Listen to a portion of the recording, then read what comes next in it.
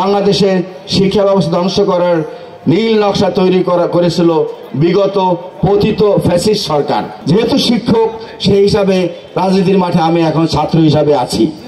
আমার বাবা মা এবং আমার শিক্ষকদের কাছে আমি ঋণী। আমি আজ এই পর্যন্ত এসেছি আমার শিক্ষকদের কারণে এবং আপনাদের দোয়ার কারণে।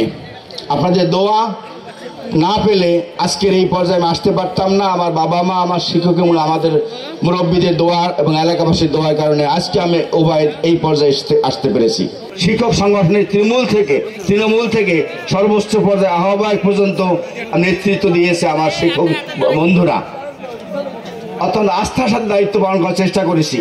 বিশ্ববিদ্যালয়ের শিক্ষক সমিতি নির্বাচনে যুগ্ম সম্পাদক, সাধারণ সম্পাদক সহ বিভিন্ন পদে নির্বাচিত প্রতিনিধি হিসাবে দায়িত্ব পালন করেছি। বর্তমানেও সিনেট সদস্য হিসাবে নির্বাচিত সদস্যের দায়িত্ব পালন করছি। আজকের এই অবস্থায় আমার আসার কারণ এই যে, যদি আমি বাংলাদেশের একটা বড় দল বিএনপি এবং তার নেত্রী দেশনেত্রী বেগম খালেদা জিয়া এবং তার পুত্র, সুযোগ্য পুত্র দেশনায়ক যারা তারেক রহমান, তাদের ঐকান্তিক প্রচেষ্টায়, ঐকান্তিক ইচ্ছায় আমি বিএনপির মতো একটা দলের সম্পাদকের দায়িত্ব পেয়েছি। রাজনীতি মাঠে আমার পদার্পণ ঘটল। যেহেতু শিক্ষক, সেই হিসাবে রাজনীতির মাঠে আমি এখন ছাত্র হিসাবে আছি।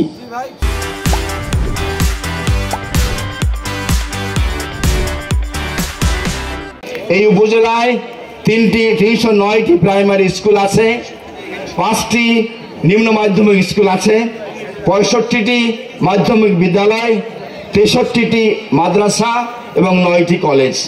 এসব শিক্ষা প্রতিষ্ঠানের সুযোগ সুবিধা বৃদ্ধি করা, জনগণের চাহিদা অনুযায়ী মানসম্মত শিক্ষা বিস্তারে ভূমিকা রাখা আমার দায়িত্বের মধ্যে বর্তায়।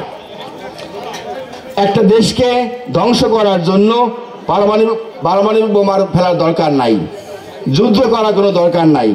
একটা দেশের শিক্ষা ব্যবস্থা ধ্বংস করতে পারলেই সে দেশ ধ্বংস হয়ে যায়। শিক্ষাক্ষেত্রে ধ্বংস মানে জাতি ধ্বংস। বাংলাদেশের শিক্ষা ব্যবস্থা ধ্বংস করার নীল নকশা তৈরি করেছিল বিগত পতিত ফ্যাসিস্ট সরকার।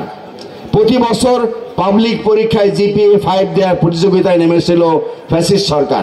আজকের প্রধান অতিথি মঈন খান স্যার তাদের অন্যতম।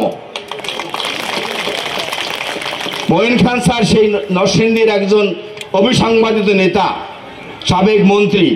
তিনি আমার জন্য এই কুয়াশাচ্ছন্ন দিনে, শীতের দিনে এত দূর না আসলেও পারতেন।